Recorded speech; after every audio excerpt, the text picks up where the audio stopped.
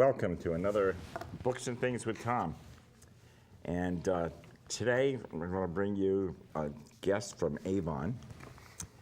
He is the founder of the Connecticut Authors and Publishers Association, and that's the main chapter of the, it's the mothership of the Southeastern chapter that we have here in Groton. His name is Brian Jud. He's an author, book marketing consultant, speaker, television host, and God knows what else. Welcome, Brian. Thanks very much, Thomas. You do a lot. I do, but it's fun. Everything I do is fun. It must be because you get involved in it. You're the founder of Connecticut Authors and Publishers. I am. We just had our 20th anniversary last year. Wow, 20 years. Yeah, it's been fun. We have about 250 or so members now, but we've had well over 1,000 people that have been through it over the years. Yeah, because I know every year you lose probably 50 and gain another 60 or 70. Oh, yeah, that's right. Yeah, it's just a steady growth, though. Yeah. Well, I think that's part of growing as an author. Oh, yeah. That when you're starting out, this is exactly where you want to be. It's with Kappa. And then once you get going to lose interest in selling books, they seem to drop by the wayside. Yeah. Well, that's why I started my other association. Yes, let's talk about that one. Yeah. That is the Association of Publishers for Special Sales. Okay. And that is, as you say, you have the CAP is more for the people who want to sell books through bookstores, and they're relatively new. Yeah. Where APPS is more for the experienced author, publisher, who's looking to sell books in non-bookstore markets. So they're looking to build a business, not just sell their book. Yeah. And so they want to sell it in larger quantities or non-returnable. And so we help them do that through the association. Yeah. Well, I think so many authors forget that they are running a business. It's exactly, it is. You got to advertise, you got to market it. It depends on your goal. Some people just want to write a book as for a legacy. Some just want to as a cathartic effect. If they've had a major problem in their life, they write about it. It helps them get through it. Yeah. But those who really want to have a commercial success have to look at it as a business. Yeah. And if they don't, then they would be less likely, I think, to really reach that goal. Well, yeah, because you have to have a business plan. You have to know where you're going. And one of the things I had read now, maybe it was in your book, is who are you selling this book to? Oh, that's a major question. You know, if you're writing a book, who's going to buy it? People will say everybody who likes to read books. Yeah. And that's probably the worst answer, because it's how do you reach everybody? And if you knew how to, it would cost too much. So the more that you can target, to find that reader and target it. I had people that would come to me when I'm a book marketing consultant. They'll come to me and they'll say, I'll ask them that question, who's your target audience? And they'll say, everybody. My goal back years ago was to get on Oprah and sell 10 million books. That was their marketing plan. Yeah. I used to call that the Phantom of the Oprah. Yeah, it's not a plan, but the more that you can target it, I say that book marketing is as simple as pie. If you plan, implement, and evaluate. That's the thing. People, they do implementation. They write their book, they get it out. They want to get it in Barnes & Noble, or on Amazon, and then they don't know how to do that. They don't know what to do once it's there. Yeah. So they do that planning first, then do your plan, and then evaluate it. Are you reaching your goals? Are you getting on a lot of TV shows like yours? Yeah. And if you are you selling books? If not, maybe you have to take some media training or something just to reach that objective. And you go back and you plan, you implement more. So it's that circle, but it all starts with, as you say, it starts with the plan. And most people just don't do that. Yeah, because I know when I was writing my book, I just wrote the book. I had no idea what was going to happen. I didn't even know if it was going to be a book or not. But when I finished it, people said it was a great book, and people loved it, and I published it. Fortunately for me, it had a life of its own. Yeah, that's people important. saw it and they bought it, and they wanted more. So I got lucky with that one because I didn't know where I was going with it. It's all about losing a child, so who wants to buy a book like that? A lot of people. Sure, a lot of people that lose children. Yeah. Or even spouses. I imagine the concepts are the same. And I know books like that sell well in the military. Yeah. Unfortunately, because of the death Yeah. of the service people. But it's good to have that support to go through it. So it's a good thing you write the book. See, yeah, because the other thing was when this happened was almost 21 years ago, and there was nothing out on the market. There wasn't any groups that you could go to or anything. You're kind of on your own. Sure. And that's why I wrote the book, and that's why the book has helped people, because there was nothing. Today, you've got different groups. Hospice has a group. Everybody's got a group to help you through it all. And things are different. Sure. But you still need a plan.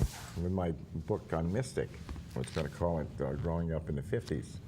And somebody said, you should put the word mystic in there. It'll sell better. Yeah. And I thought, okay, so I put Mystic in the 50s. Boom. Everybody in Mystic's on, but now anybody who doesn't know anything about Mystic doesn't want to buy the book. Yeah. Well, it's a good. The idea is important though. Yeah. The selling, finding that target market. And I did that Mystic Pizza movie help you at all? Just I imagine that would spread the word about it. No, that was way before my book. Oh, okay. That's it. Didn't help me at all anyway. Okay. That's good. I know some people in it, but Yeah. Well, I wrote a book 20-some years ago about how to get a job. And I thought I'd sell it to everybody who's unemployed. And so I got into Barnes & Noble and Borders and Walden Books back then, Little Professor. I was in all the bookstores. And people weren't buying it because the unemployed people they didn't have any money. They weren't going to buy a book. And they can get it for free at the library or the state government. So I thought, those are people I should be selling to. So I went to the state governments and to the libraries and went to colleges. Question I asked Tom, which is really important, it's who else? Who else can use the information in your book, the content? Yeah. And that is key. So I was thinking, who else needs to learn how to get a job? So it was college students, high school students, the people who are unemployed, but through the state governments. It could be blue-collar workers, and again, smaller niches for women, for 55 plus. And the important thing about that is when I was doing a radio show or a TV show, and the audience was college students, I'd use different examples than if I was talking to a 55 plus audience that had a family and more financial obligations and more pressure to get a job. So the more that you can target your audience, your reader, the more likely you are to hit the hot buttons that they want. And that's the whole key, is finding out who wants it. Now, you did some special things that are outside of the bookstore with that book too, didn't you? I did. And that's, the important thing that I learned is that, one, asking who else can use it, but then think that the form is a variable in the sense that people don't necessarily buy books, they buy the information. Yeah. So I found out that I was trying to sell it to college students, and they don't want to spend $14.95 for a book. If they have an interview tomorrow, they'll read as much as they can about interviewing and then go to that. And so I did two things. One, I thought, who wants a college student to get a job more than the student does? The parents. So I did a direct mail program for the parents of graduating college students and sold tens of thousands of these books to these people. Because they had the money, they had the need, and they had the opportunity, because I brought the opportunity to them. So, and then I took chapters out of my book, and one on resumes, cover letters, interviewing, telephone techniques, and made little 32-page booklets out of those. Sold those to colleges for $1 each. They gave them to the students, and I got paid. So it was and I made more doing it that way by these 8 booklets. I was making $8 a book instead of selling it for the 60% off to the distributor. Wow. So it was a win-win situation. The point I want to make there is that the form is a variable, because I made booklets. I get the same content, but I changed the word student to citizen and sold those same booklets to state governments. Just by making a small change. Wow. Another time, I had my job search 101, and the colleges went to a state government. They loved the book. They said, it's a great book, but we can't buy it. So why not? I said, well, we do a lot of workshops. You take a perfect bound book, you lay it down, it just comes back up. Yeah. They said, we can't use it. So I took it to Staples, we cut off the binding, put a wire binding on it. I took it back to the state government and laid flat. They said, we love it. They put in a standing order for 8,000 books a quarter. Oh my God. Because I did that. I took that to other states and set up the same kind of a program. So I could, each quarter I knew how many books I was going to sell, so I could print 50,000 or so books at a time and get that much better price on it, because I knew they were sold, I was getting paid for it. Sure. So That concept of the form is a variable and know who your target reader is are probably the two most important parts, I think, of selling books. That goes back to your comment about the plan. Yeah, and that's amazing. Just a simple idea of the spring. Yep, I just asked them, why not? That is funny. Yeah, Now, you also do marketing, I do. and you brought this book out, and you send this book out to salesmen. What we do in that, Tom, people put their books in here. It's a catalog that goes out twice a year. And we send that to about 60,000 salespeople they're not book reps, these are promotional products reps. So they're selling cameras and watches and tchotchkes and coffee mugs and Easter bunnies to these corporations who want associations, schools, military, anything that's non-returnable, non-retail. So they'll send it they call on those people. And we get this catalog to them, so now they can use books as a premium, as a promotion.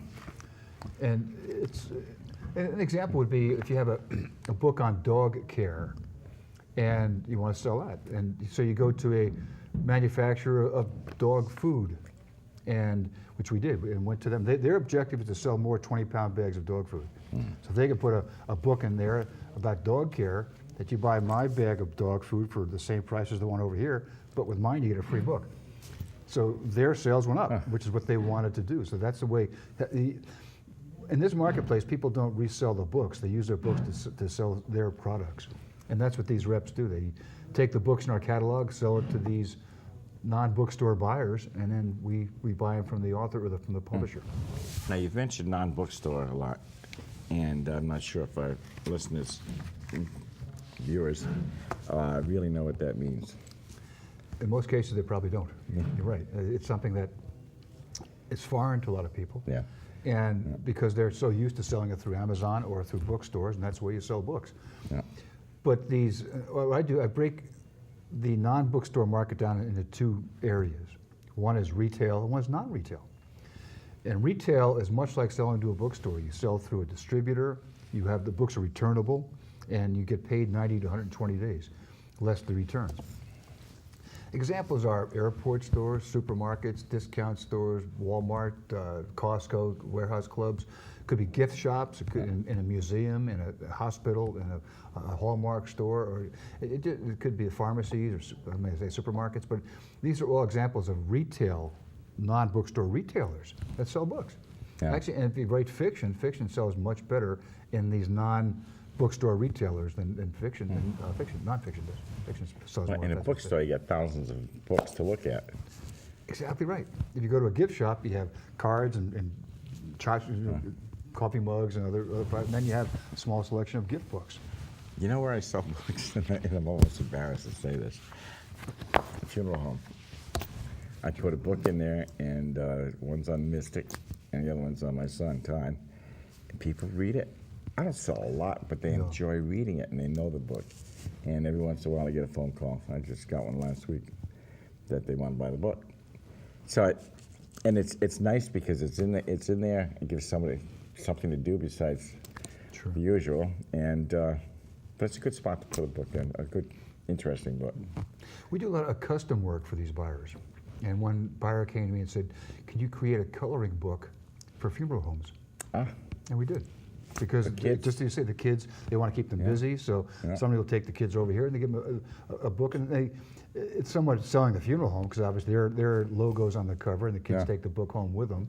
But it keeps them busy, and it's not a morbid thing. It may be flowers or something. It's not religious, it's not morbid, but just something more just to keep the kids busy. I had a funeral director on here last year.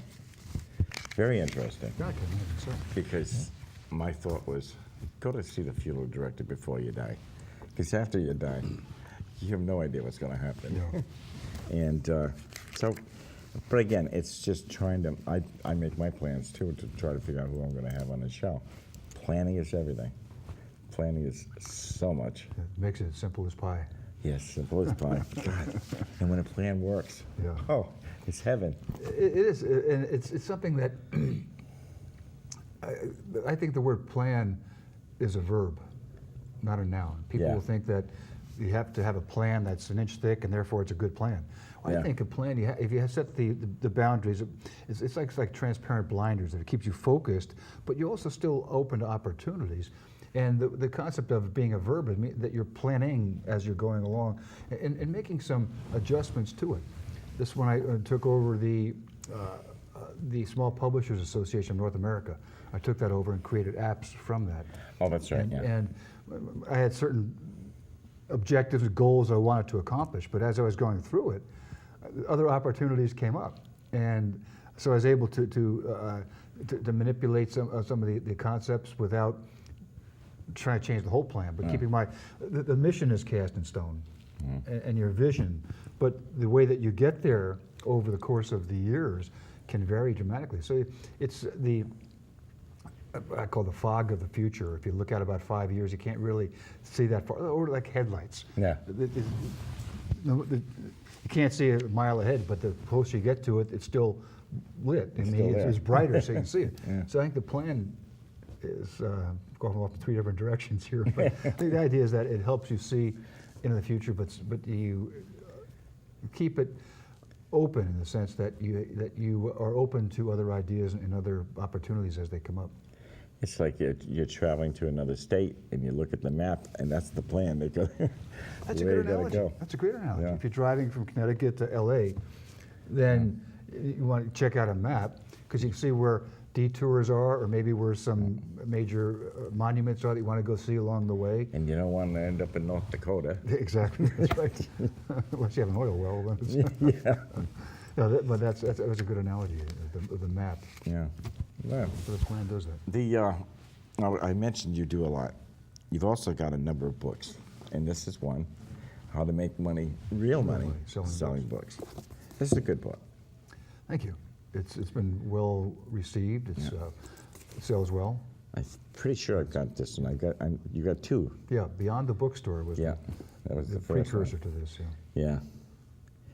And they're good books. So if you want to make money selling real money. books, this is the way to go. And you can buy this book where? On Amazon, on my website, or it's not in bookstores because it tells how to sell books outside of bookstores, so bookstores don't want it. And but it's on Amazon. It's in Kindle. It's on bn.com as a Nook, so it's available or on my website. Yeah. I think you should try Brian's website because there's a lot of information on there. You also have a monthly newsletter.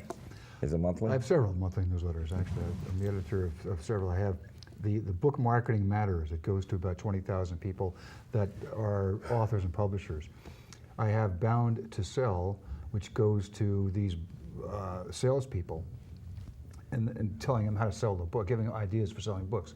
And then I have the Sales Informer, which is a newsletter for the Association of Publishers for Special Sales, for apps. Yeah. That's the one that is articles about non-bookstore buying. Okay. I'm also the editor of the Kappa newsletter. I put that out every month. The Authority. The Authority. So, and you have articles in there regularly, and we have one coming Yeah, we up try to here. keep everybody abreast of things. You do. We have a lot of good speakers Yeah. at your meetings, and Oh, yeah. it's good. You're going to have Tish up there. And Tish Rabe, yeah. Tish Rabe. I got to get her on the show. She's amazing. You're going to love her. And now I just lost track. Talking about your chapter of Kappa. Yeah, my chapter is unbelievable. It's the biggest. We have 5 chapters, and yours is the largest. Yeah, I just get so excited because we're family. This is a group of family, and it's just we help each other. People like to come to the meetings, and they don't scoot right away. But they're and the idea is, and here I'm going to push a little Kappa. If you're writing a book, if you think you'd like to write a book, you don't know where to start, come see us. That's what we do. And actually, we don't do anything. We just let everybody else do it. Well, it's a good format just for learning how to do it. And you can meet with the people who have made the mistakes. Yeah. Who can help you, or people that have tried writing fiction or poetry or nonfiction, so you can get the advice from people who have been through it. Yeah. And can tell you what to avoid or how to avoid it, Oh. and what not to do. And people come up and say, I'm writing a children's book. And I said, don't ask me. Nothing. Yeah. If I But knew anything, I'd write one. Here's somebody to talk to. But Yeah, you can and we've leave got it 4 or 5 in there that write children's books all the time. They're hardbound. And I don't know how they, excuse me, how they do it, but they do a tremendous job with them. So if you're writing a book, you think you'd like to write a book, come listen to us and talk to some of the people. We have a internet interaction time, and we have tremendous guests that talk about everything. This month we've got Jerry Cinnamon from the Literacy Volunteer Group, and he is going to talk about what they do and how they help people learn how to read. That's great. That's good. And he taught Jim Henry how to read at 96 years old, and 98 years old, Jim Henry wrote a book and got it published. I mean, how phenomenal is that? Anybody can do it. That's. And that's the idea. Is that's what they're trying to say. Well, that's what we do. Yeah. They don't teach kids. It's just grown-ups and people with other languages. So sometimes they have to teach them English. Oh, sure. Yeah. And I've worked with some schools, and with the second grade class, they put together a series of essays and pictures that the kids did. Yeah. I put it together in a book for them, and they sold it to the parents as a fundraiser. oh, that's cool. It was, and so I was trying to expand. I was trying to take that concept to other schools and Yeah. do the same thing. Now, APSS is in Pennsylvania? No, it's a Connecticut organization. It was initially from Colorado, Oh, okay. and we still have an office in Colorado, but the new home office is in Avon, at my office. Oh, okay. Okay. But we have, for this company, we have a sales group in York, Pennsylvania. Maybe that's what you're thinking of. Oh, maybe so that's we have it. That, yeah, so Yeah. it's, but we have started a new program about 4 months ago with we started creating local chapters of apps. When you join apps, you get a lot of national benefits, discounts through Ingram, Baker and Taylor for printing, for shipping, and the local organizations don't get those discounts because they're not large enough. So I've started local chapters around the country.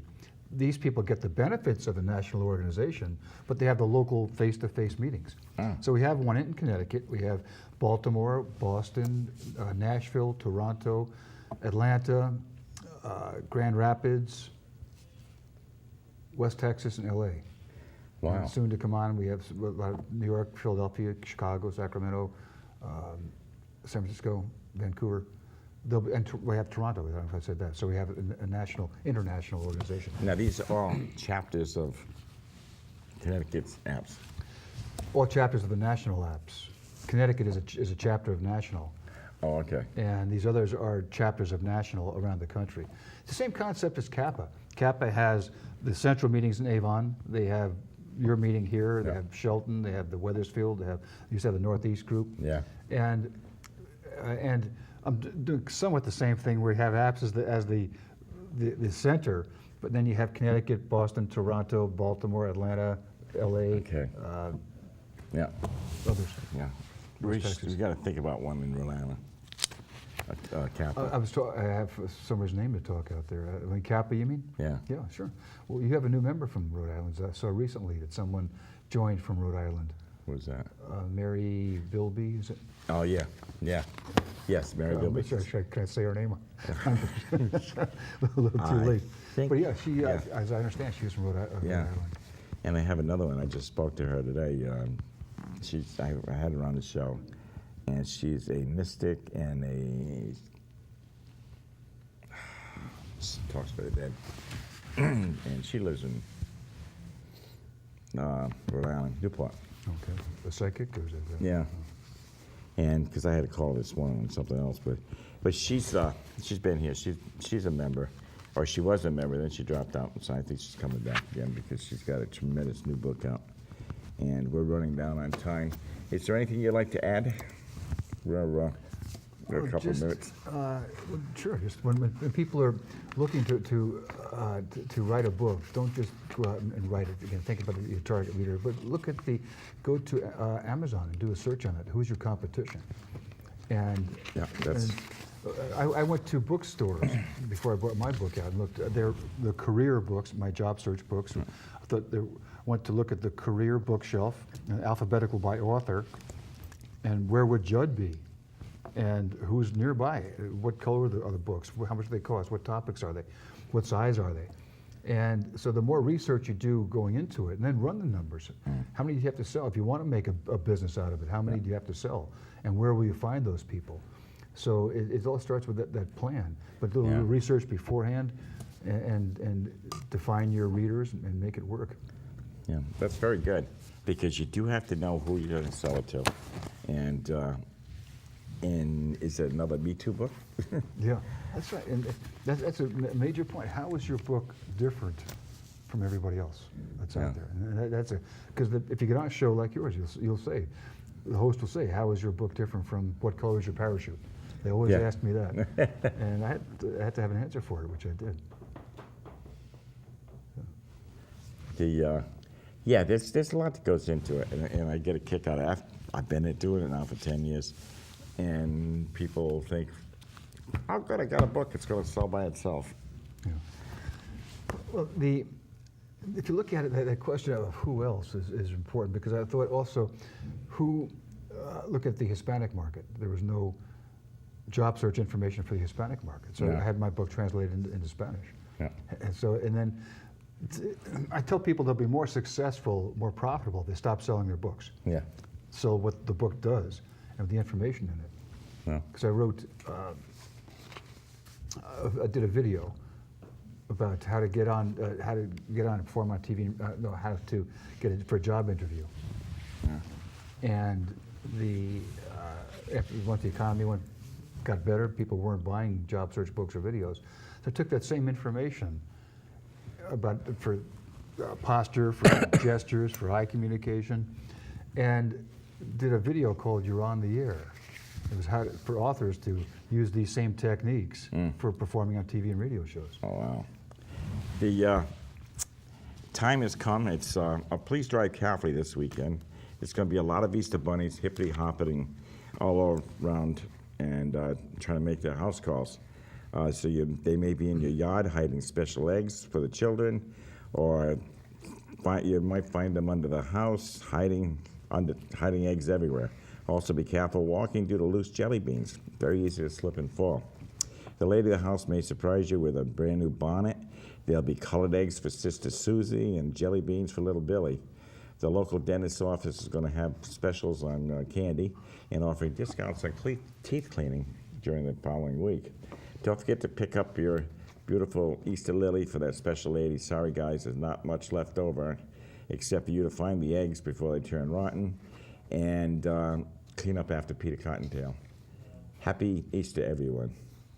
And email me at santostom@comcast.net. And Easter Bunny's coming Sunday. Don't forget to go to church, because that's the whole reason for the Easter. And you should be reading. Cuddle up with a good book.